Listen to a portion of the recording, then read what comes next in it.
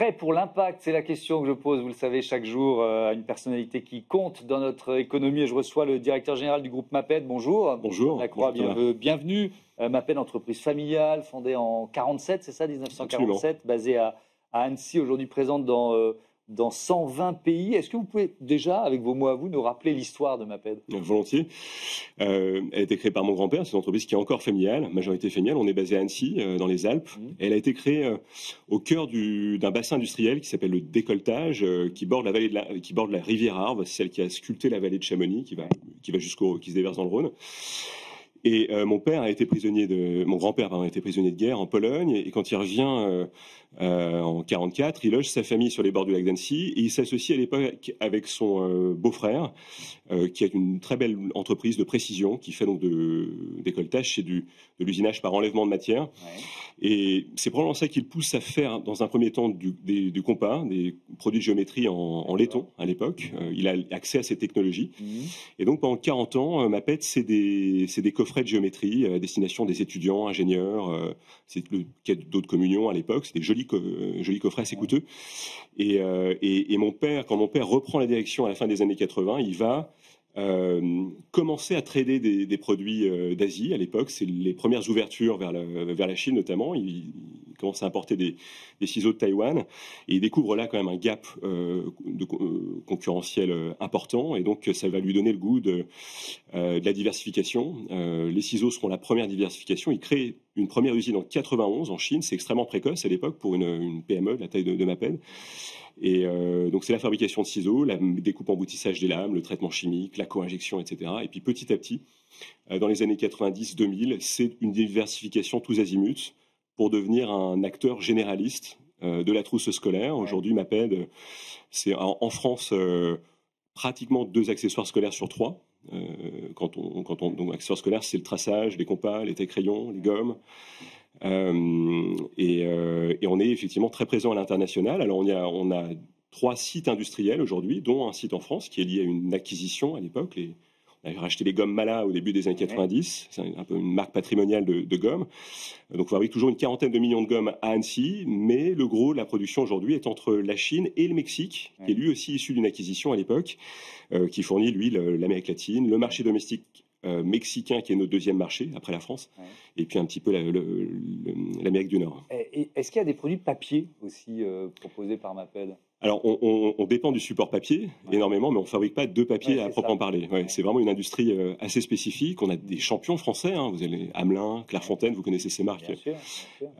Donc, on travaille beaucoup avec ces gens-là. Ils font partie de l'interprofession. C'est pas pour autant, c'est loin de nos savoir-faire. Ouais. Vous continuez d'innover, de chercher de nouveaux produits. Je voyais une nouvelle gamme qui est des gourdes, des boîtes à goûter, des sacs isothermes. C'est un peu dans l'ADN du groupe de continuer d'innover? Alors, c'est totalement dans l'ADN d'innover, y compris dans nos familles existantes. Ouais. On est, je pense, on crée de la valeur par la différenciation. Je dirais que le modèle de Maped a été de prendre des produits très commoditisés. Vous voyez, un taille-crayon, historiquement, c'est un petit bloc en acier usiné, une lame, et d'en faire des produits sexy, désirables, avec des solutions ergonomiques, des solutions d'embellissement aussi. On travaille beaucoup la qualité des matériaux, de la durabilité, on en reparlera, mais c'est à la fois la durabilité et puis ça, tout un storytelling à l'attention des enfants, parce qu'on veut mettre la banane mettre des étoiles dans les yeux des enfants, c'est très important pour nous, et aussi à des publics enseignants, parce qu'on est dans un secteur qui est académique, et l'école c'est fait pour travailler, donc aussi des gages de réassurance aux enseignants et aux parents. Mais on a toujours eu à cœur d'amener tout un ensemble de petites fonctionnalités qui facilitent la vie des enfants. On a des tailles-crayons, des systèmes pour éjecter la mine, ou pour éviter taille-crayon propre pour éviter la répartition des poudres dans la trousse. Vous voyez, on a des règles incassables, on était précurseurs de la règle incassable. On a des compas avec un levier pour stopper l'écartement des branches, pour améliorer la précision, etc. C'est des produits qui sont prescrits par les enseignants aujourd'hui. Donc ça fait partie de l'ADN de la marque. Et donc je parlais des gourdes, boîtes à goûter, etc. On est dans un univers un peu différent, mais qui reste l'univers des enfants, d'une clientèle qui est la clientèle habituelle de Maped. Ouais, c'est tout. On est autour de l'enfant à tous les moments de sa vie, sur tous ses terrains de jeu, sur tous ses moments d'apprentissage. Et donc, effectivement, quand on a commencé à avoir une décroissance volume à l'international liée à la digitalisation, liée aussi à l'effondrement démographique qu'on connaît. On pourra en reparler, mais c'est un aspect qui touche beaucoup notre industrie, celui du jeu jouet également, dans lequel on a mis un pied récemment. Mais on a commencé à diversifier nos activités pour trouver des relais de croissance en dehors du papier. Et donc ça a été les loisirs créatifs en 2016, coffret créatif d'apprentissage qui s'appelle Maped Créative, et puis pique-nique, les gourdes, les sacs isothermes, les lunchbox. À un moment aussi où le contenant nomade, le nomadisme pour les enfants était lié à des changements sociétaux, bien sûr le Covid à l'époque pour des raisons d'hygiène, mais aussi le périscolaire, les familles recomposées, etc. Donc il y a aussi une tendance sociétale qui a accompagné cette diversification, et ça fait du bien, alors même que nos marchés historiques sont relativement stables, voire sous tension avec la baisse démographique. Oui, effectivement. Et vous êtes devenu, Maped est devenu une société à mission en 2022. Oui. C'est quoi la raison d'être déjà de Maped, et puis surtout pourquoi vous avez engagé ce choix? La raison d'être de Maped, c'est donner le pouvoir aux enfants de changer le monde avec leurs mains.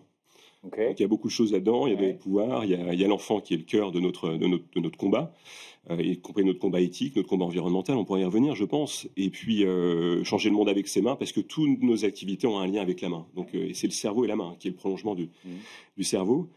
La société à mission, aujourd'hui, donc c'est inscrit dans nos statuts, on est redevable, on est comptable de ces engagements, et on est d'ailleurs bien audité sur ces sujets. Je suis assez ravi de voir que c'est pas juste des paroles en l'air, l'État a à cœur de demander aux entreprises de démontrer l'intérêt général. Et donc, nous, c'est l'accès à l'éducation. Dans tous les pays où on est présent, on est aux premières loges de la crise éducative, dans de nombreux pays, notamment du Sud. Donc, on a notamment un fonds de dotation qui vise à financer des partenariats associatifs. Ça s'appelle 1% pour l'éducation, 1% for Education. Absolument. Donc, c'est 1% de quoi? Des bénéfices? Alors non, du prix de vente. Prix de vente. Sur tout un ensemble de produits, vous avez aujourd'hui à peu près entre 20 et 25 millions de produits porteurs. Oui. Donc ça fait à peu près entre 200 et 250 000 euros de collecte. Et au total, on a un budget à ce titre qui est de l'ordre de 350 000 euros à peu près en 2024, qui sera d'1,5 million d'euros, j'espère, d'ici 2026-2027. Et donc c'est la collecte sur vente qui permet de financer des partenariats associatifs dans des domaines très divers. On construit des écoles, on approvisionne du mobilier. On travaille avec 17 pays aujourd'hui sur plus d'une vingtaine de projets. Ouais. C'est du renforcement scolaire, c'est faciliter le ramassage scolaire dans certaines zones rurales. Enfin, c'est des projets très divers. Comment vous choisissez ces projets? Et puis peut-être aussi, c'est toujours une question importante quand on est dans une démarche qu'on peut dire humanitaire. Comment vous les contrôlez? C'est une excellente question. Alors, l'idée, ça a toujours été autour à la fois de la société à mission et du fonds, c'était toujours d'embarquer nos collaborateurs, c'est d'en faire un élément d'émulation en interne, et sachant que ça crée des effets qui sont hyper intéressants. Ça fait boule de neige, en fait. Quand vous consacrez un petit peu de temps là-dessus, vous en parlez, vous êtes convaincu, vous êtes picousé à la cause, et ça fait des émules, en fait. Et on aime bien cet effet boule de neige. Donc on le stimule chez nous, une douzaine de collaborateurs au sein d'un comité de sélection qui fait des appels à projets ou répond à des demandes de projets. Et c'est vrai qu'on a maintenant des curseurs, des indicateurs pour typiquement favoriser des associations déjà qui soient à notre taille. On aime mieux les petites assos pour lesquelles on représente un budget significatif que des grosses machines. C'est un choix purement qui nous appartient. Et puis on aime bien les assos avec des budgets qui sont gérés au cordeau, c'est-à-dire qu'avec des budgets de frais généraux qui soient proportionnés. On revient à la question du contrôle, quoi. Oui, c'est ça. Alors, il y a des indicateurs qui permettent de s'assurer que vous avez des montants de coûts directs sur le total des dons qui ne soient pas excessifs. Et donc, on aime bien également monitorer la bonne qualité de gestion et l'efficacité, finalement, de ces partenaires. Alors, sur le statut d'entreprise à mission, justement, le DG, directeur général de Candia, Romain Deherberg, qui était à votre place la semaine dernière, a une question pour vous. Bonjour Antoine, j'ai une question à vous poser. Chez Maped, vous venez de devenir entreprise à mission. Chez Candia, on a la mission qui est chevillée au corps du modèle coopératif. Est-ce que ça a changé concrètement quelque chose dans la vie de vos salariés de devenir entreprise à mission? Alors déjà, ce qui est intéressant, c'est le processus de définition de la raison d'être. Souvent, c'est un moment où tout le monde se pose un peu pour réfléchir à la raison pour laquelle simplement l'entreprise existe, pourquoi on bosse, quoi. Donc il y a eu déjà ce moment-là, puis donc ça rejoint la question de Romain Derberg sur ce que ça change dans l'état d'esprit de vos salariés d'être dans une entreprise à mission. Moi, j'ai souvent le souvenir, à la fin des années 2010, on s'apprêtait à prendre la présidence du groupe avec mon frère, on reparlera de la gouvernance. Oui, on parlera de la gouvernance, vous alternez. On alterne, enfin on alterne la présidence et on se partage la direction générale. Et j'ai souvenir d'une séance de consulting avec le CODIR où, en fait, quand le consultant nous a demandé, une fille absolument talentueuse d'ailleurs, il me demandait en fait pourquoi on se levait le matin. Tout le monde avait répondu avec un grand smile jusqu'aux oreilles en disant on va doubler le chiffre d'affaires, on va faire 300 millions, parce qu'on faisait 150 millions à l'époque, on va faire 300 millions en 2030. C'était un peu un mantra, on avait fait des plans à 10 ans, etc. À une époque où il était encore possible de se projeter un petit peu dans l'avenir. Par les temps qui courent, j'ai du mal à savoir comment on va atterrir sur octobre. Et à la fois, je m'étais dit, ils ont bien appris leur leçon, on a des bons soldats. Et puis je me disais, est-ce que véritablement c'est ça qui me fait vibrer le matin? Et on a pas mal travaillé là-dessus. C'était un peu une introversion avec mon frère aussi, un moment clé de notre parcours. Et puis donc on a impliqué les salariés, effectivement, comme vous le dites. On s'est tous posé la question collectivement. Le mantra donner le pouvoir aux enfants, il a émergé à ce moment-là. On s'est donné une mission très large, un peu idéaliste peut-être, mais on a accepté cette espèce de prérequis. Et puis, il y avait très clairement déjà une grosse sensibilité environnementale. On travaillait énormément sur ce sujet. C'est peut-être le minimum qu'on doit aux futures générations quand on est impliqué autour de l'enfant comme on l'est. Et puis, il y a eu cette mission, je dirais, un petit peu plus éthique, liée à notre industrie, et parce qu'on avait aussi une lecture des problématiques éducatives. Et en emmenant nos collaborateurs, en faisant un comité de sélection qui vraiment, c'est eux, c'est pas moi, mais j'ai un titre très honorifique dans ce fonds, c'est eux qui font vivre le fonds au quotidien. C'est extrêmement gratifiant, ils font partie du conseil, ils sont décisionnaires. Et je pense que pour eux, c'est très important. Enfin, je pense que, pour répondre à cette excellente question, en tout cas, ceux qui sont impliqués au premier plan dans le fond, très clairement, ils en font, je pense, véritablement une raison d'être. Et c'est une extension de conviction qu'ils ont déjà à titre privé. Et puis, je pense ce qu'on fait en termes environnementaux aujourd'hui, c'est assez unique.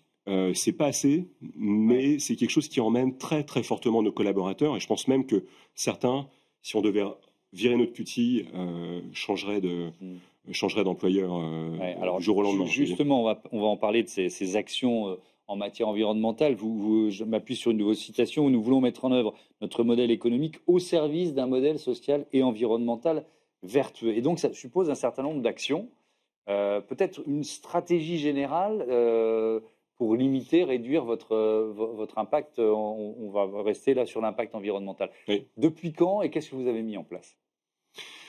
Alors, on a toujours été assez moteur sur l'éco-conception. J'ai même le souvenir, je suis rentré dans l'entreprise en 2010.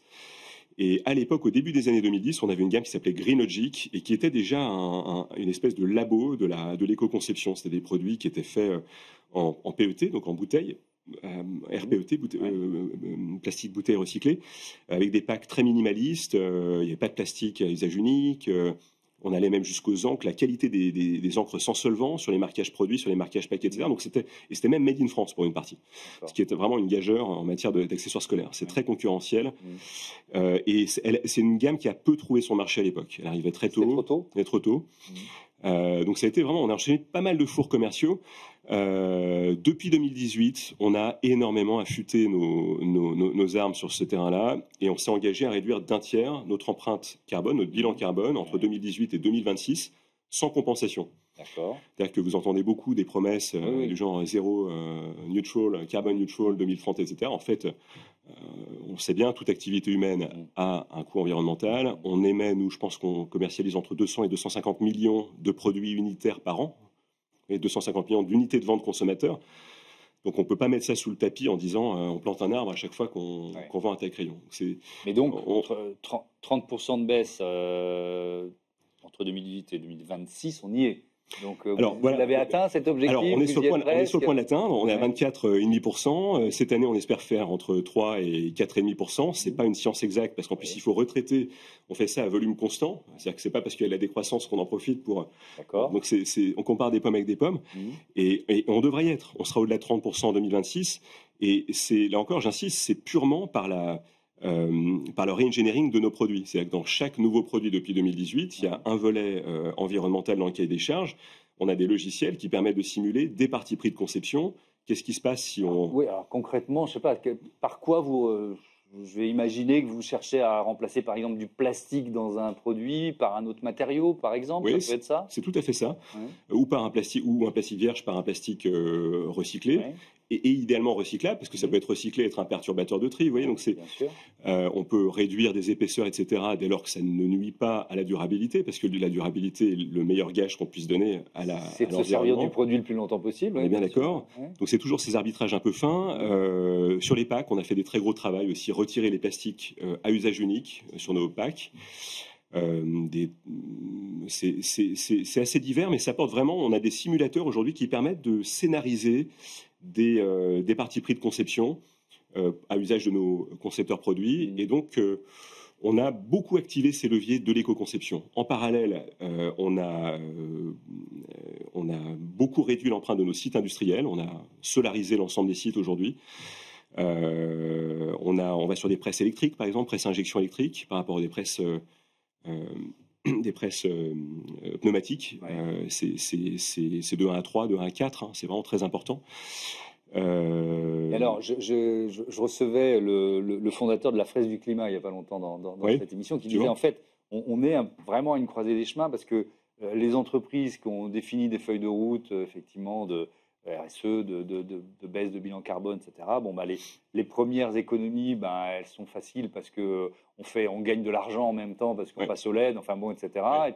Et puis là, il me disait, là maintenant, on arrive dans le dur. C'est-à-dire que c'est des investissements et c'est des investissements qui rapportent pas forcément.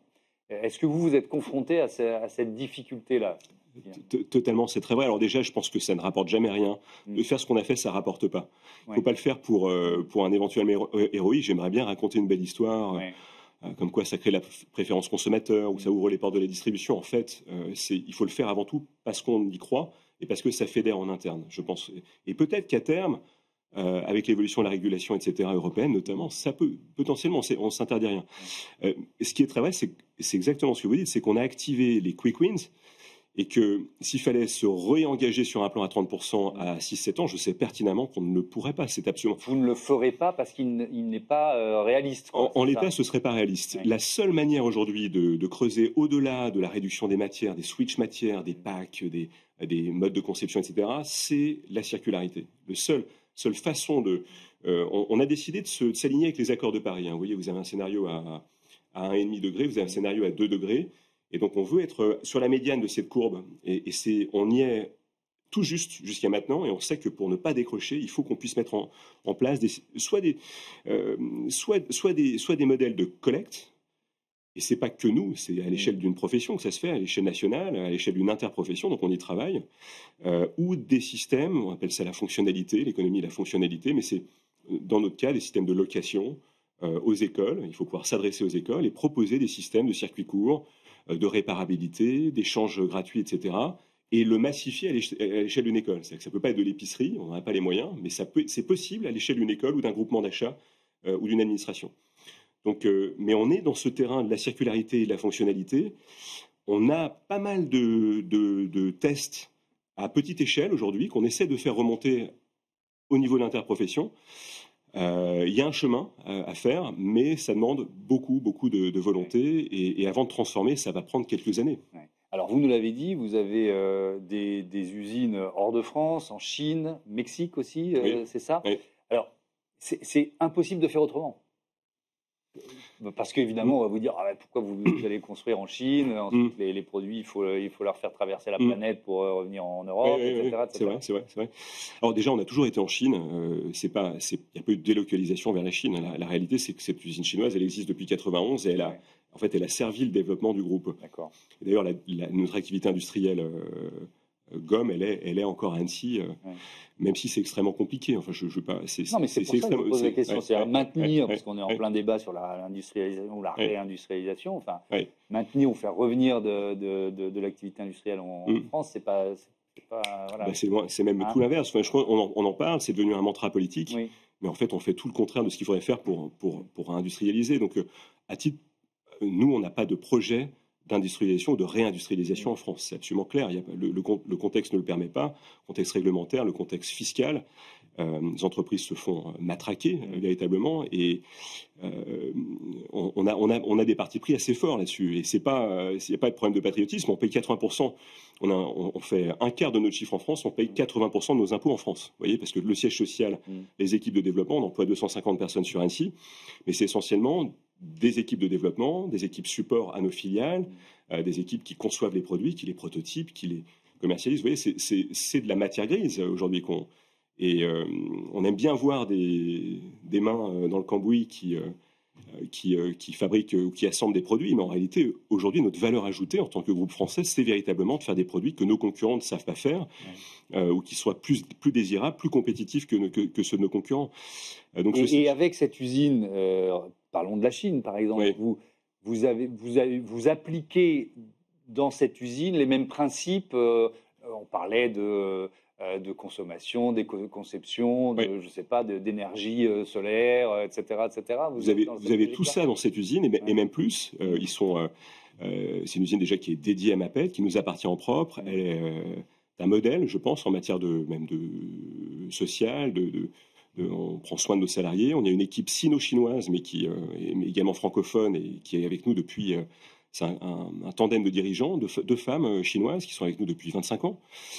Et c'est effectivement solarisé, c'est effectivement complètement monitoré en termes de consommation énergétique. On a des systèmes assez performants de monitoring en temps réel de la consommation. Que vous avez pu développer peut-être plus facilement là-bas. Bien sûr. Mais oui. Non, mais la Chine va extrêmement vite en matière de réinvention environnementale. Là encore, c'est un débat en soi, il faudrait qu'on en reparle, mais la Chine tient ses engagements, est un des rares pays à tenir ses engagements de réduction. N'oublions pas que les émissions de la Chine, c'est nos émissions qui sont aujourd'hui qui pèsent sur le pays producteur. Ensuite, le transport amont, vous avez tout à fait raison. On s'épargnerait le transport amont si on fabriquait en France, mais en réalité, il est très optimisé. Et le transport aval, c'est-à-dire le dernier kilomètre vers le client aujourd'hui, c'est 4-5 fois l'impact du transport amont, vous voyez, parce que c'est des produits unitaires dans des inner cartons. Et là, vous réussissez à agir sur ce dernier kilomètre, justement. C'est plus, je pense, le combat de nos partenaires, effectivement, nos clients, de la distribution. Mais on a, nous aussi, un monitoring de nos transporteurs. On impose un label BSCI à l'ensemble de nos partenaires externes, y compris de second rang, y compris des sous-traitants de nos fournisseurs. Donc BSCI, ça garantit également ce type de démarche vis-à-vis de nos partenaires ou sous-traitants. Il nous reste 2 minutes. Je voudrais qu'on parle de gouvernance quand même, parce qu'elle est originale, la gouvernance de Maped. Avec votre frère Romain, c'est ça? Qu'est-ce que vous avez mis en place? Avec Romain, on se partage déjà une présidence depuis 2019. C'est une présidence tournante, donc c'est un mandat de 3 ans, parce qu'il faut un patron. Donc ça permet d'avoir un décisionnaire ultime à tout moment et puis quelqu'un qui s'occupe du conseil, qui s'occupe de l'AG, qui s'occupe des tiers parties. Mais la réalité, en fait, c'est surtout une co-direction générale, c'est-à-dire que on se partage un périmètre géographique. Romain est sur les Amériques et l'Asie, moi je suis en charge de la France et de IMIA. Donc on y a des filiales, on y a des partenaires commerciaux, 130 pays. Donc c'est déjà une grosse partie de notre travail. Et puis sur le plan fonctionnel, je suis plutôt sur le cycle de vie produit, marketing R&D. Romain plus sur les opérations, la partie indus, la supply chain, transport, achat, etc. Donc on s'est répartis, voilà, les grands postes et c'est très très bien d'être à deux. C'est pas si original que ça. En fait, ça consiste à se partager le travail avec quelqu'un en qui on a une confiance absolue. Et est-ce que vous poussez la logique, parce que j'ai lu en préparant l'émission qu'il y a une logique de management participatif. Alors les mots sont jolis, mais qu'est-ce que ça veut dire concrètement ça? Avec le reste des salariés, vous voulez dire? C'est vraiment un débat. Si on a 2 minutes, je vais avoir du mal à beaucoup échafauder là-dessus. Mais on a 40 secondes. Ouais, on s'efforce d'être aussi. Je pense qu'on est réellement. Enfin, vous avez raison, ça reste des mots.